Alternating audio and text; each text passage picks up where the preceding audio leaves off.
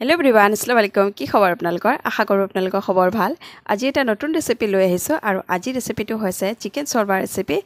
আৰু এইটো মই দেখিছিলোঁ ফাৰাহ খানক বনাওঁতে, তো আজি তাকেই মই ভাবিছোঁ শ্বেয়াৰ কৰোঁ। তো এনেই ঘৰত বনোৱা যায়, তো আজি ভাবিছোঁ শ্বেয়াৰ কৰি লওঁ। তো আজি এই ৰেচিপিটো মই কেনেকৈ বনাইছোঁ তাকে শ্বেয়াৰ কৰিম। একদম চিম্পল আৰু খাবলৈ খুব টেষ্ট হয়। এতিয়া যিটো ৰমজান মাহ চলি আছে ন, ৰমজান মাহত আমি বহুত বেছি মছলাজাতীয় বস্তু খাওঁ। তো সেই সময়ত যেতিয়া আমি এনেকৈ চিকেনৰ এনেকৈ চুৰুৱা মানে ঝোল টাইপৰ এনেকৈ বনাই পেলাই যদি খাওঁ ন, খুব বেছি ভাল লাগে ডিনাৰত ৰাতি।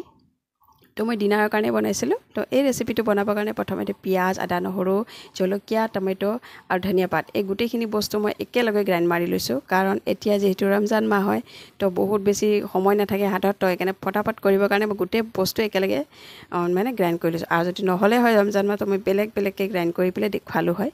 তো সেইকাৰণে আজি এনেকৈ কৰি দেখুৱাইছোঁ। তো এতিয়া কেৰাহীত তেল বহাইছোঁ। তেলটো গৰম হোৱাৰ লগে লগে এইটো তেলটো সৰিয়হৰ তেল হয়। আৰু এটা পিঁয়াজ, আধা টুকুৰ পিঁয়াজ মানে 4ভাগৰ এভাগ কাটি লৈ সৰুকৈ এনেকৈ দি লৈছোঁ। ইয়াতে দি লৈছোঁ গৰম মছলা গোটা আৰু দালচিনি, লং, ইলাচি গোটেইখিনি দি লৈছোঁ এটা এটাকৈ। আৰু যিখিনি চিকেন আছে এই চিকেনখিনিও মই ইয়াতে দি লৈছোঁ এতিয়া। আৰু গোটেইখিনি এতিয়া ভালকৈ মিক্স কৰি ল'ম। আৰু এইখিনি মিক্স কৰাৰ পাছত ইয়াতে যিটো মই পেষ্ট ৰেডি কৰিম, সেই ৰেডি কৰা পেষ্টটো দি ল'ম। যিটো গ্ৰীণ পেষ্ট হ'ব, মানে যিটো পিঁয়াজ আৰু ধনিয়া পাত গোটেইখিনি মিক্স কৰি লৈছিলোঁ, সেইখিনি হয় এইখিনি। তো এইখিনি এতিয়া ইয়াতে মই দি লৈ এতিয়া এইখিনিক ভালকৈ মিক্স কৰি ল'ম। মানে চিকেনৰ লগত গোটেইখিনি ভালকৈ মিক্স কৰি ল'ম। আপোনালোকে যদি এইটো ৰেচিপি ট্ৰাই কৰা নাই বা আজিলৈকে বনোৱা নাই, এবাৰ বনাই চাবচোন। মানে বনাবলৈ খুব বেছি শ্বৰ্টকাট হয় আৰু খাবলৈ খুব বেছি টেষ্ট হয়। আৰু এতিয়া যিটো বতৰটো আমাৰ ইমান শুকান ন, তো এনেকুৱাকৈ ঝোল খালে আমাৰ নিজৰ শৰীৰৰ কাৰণে খুব বেছি ভাল হয়। তো এতিয়া মই এইখিনি গোটেইখিনি বস্তু ভালকৈ মিক্স কৰি লৈছোঁ। আৰু এইখিনি অলপ সময়ৰ কাৰণে পকিব দি ইয়াতে দি ল'ম জিৰাৰ গুড়ি আধা চামুচ, ধনিয়া গুড়ি আধা চামুচ, ব্লেক পেপাৰ যিটো আমি জালুকৰ গুড়ি আধা চামুচ, চিকেন মছলা একদম 4ভাগৰ এভাগ, আৰু অকণমান দিছোঁ ইয়াতে হালধি মানে টাৰ্মাৰিক, আৰু লগতে ৰেড চিলি পাউডাৰ। হালধিটো মই কম একদম ব্যৱহাৰ কৰিছোঁ, ভাবিছোঁ অলপ গ্ৰীণ হওক, কিন্তু মই ভুলত হালধিটো দিয়া গৈছে। যদি নিদিলোঁ হয় মই গোটেই মানে হেৰিটো মানে গ্ৰীণ কালাৰ হ'লে হয় মানে জোলটো। তো মই হালধিটো দিব বিচৰা নাছিলোঁ, কিন্তু কি হ'ল একেলগে থাকে ন মছলাখিনি, তো দিয়া গুচি গ'ল, নহ'লে মই নিদিলোঁ হয়। আপোনালোকে যদি ইচ্ছা কৰে নিদিবচোন, তো জোলৰ কালাৰটো অলপ বেলেগ হৈ হ'ব তেতিয়া। এতিয়া নেমু চেপি দিছোঁ, এটা গোটা নেমু। এতিয়া খৰালি দিনৰ কাৰণে নেমুত ৰসেই নাথাকে, তথাপিও চেষ্টা কৰিছোঁ চেপিবলৈ। তো এতিয়া গোটেইখিনি দিয়াৰ পাছত ভালকৈ অলপ সময় মিক্স কৰি লোৱাৰ পাছত ইয়াতে মই ব্যৱহাৰ কৰিছোঁ সোৱাদ অনুসৰি নিমখ। যিমানখিনি চিকেন সেই অনুসৰি মই ইয়াতে নিমখ ব্যৱহাৰ কৰিছোঁ। তো এতিয়া নিমখ দিয়াৰ পাছত এইখিনি ভালকৈ লাৰি লৈছোঁ আৰু অলপ সময়ৰ কাৰণে এইখিনি ভাজি ল'ম।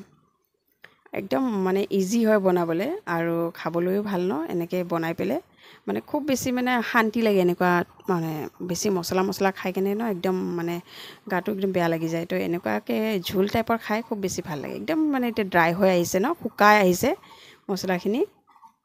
যিখিনি মছলা ইয়াতে মই ব্যৱহাৰ কৰিছোঁ গোটেইখিনি এতিয়া একদম ড্ৰাই এটা গ্ৰেভি নিচিনা হৈ আহিছে।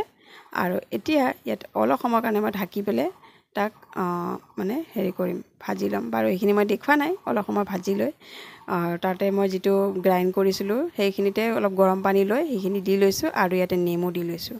নেমু মানে পিচ কৰি কিনে 3 টুকুৰ নেমু এনেকৈ দি লৈছোঁ। নেমুৰ বাকলিখিনি গুচাব পাৰে, নুগুচালে হয়, নুগুচালে ভাল বেছি, সেইকাৰণে মই নেমুৰ বাকলি নুগুচোৱাকৈ দিছোঁ। আৰু এতিয়া এইখিনি ঢাকন লগাই দিম। ঢাকন লগাই পেলাই ইয়াক 10 মিনিটৰ কাৰণে পকাই ল'ম। এইখিনি 10 মিনিট হৈ গ'ল। তাৰপাছত ঢাকন খুলি চাইছোঁ, একদম পকি আহিছে চিকেনটো। আৰু এতিয়া অলপ সময় ইয়াক ঢাকন খোলাকৈ পকাম। আৰু যিটো ইয়াতে অলপ কষ্টুৰি মেথি বুলি যে কয়, সেইটো অলপ দি ল'ম আৰু ধনিয়া পাত অকণমান দি ল'ম। তো কষ্টুৰি মেথিৰ এটা ধুনীয়া মানে গোন্ধ এটা আহে, আৰু এইটো দিলে এইটো অপশ্যনেল হয়, দিবও পাৰে নিদিব পাৰে, কোনো কথা নাই, নিদিলেও কথা নাই। তো এতিয়া ইয়াত মই কষ্টুৰি মেথি অকণমান হাতেৰে এনেকৈ মোহাৰি পেলাই দি লৈছোঁ। তো আৰু এতিয়া অলপ পাছত ইয়াতে ধনিয়া ব্যৱহাৰ কৰিম।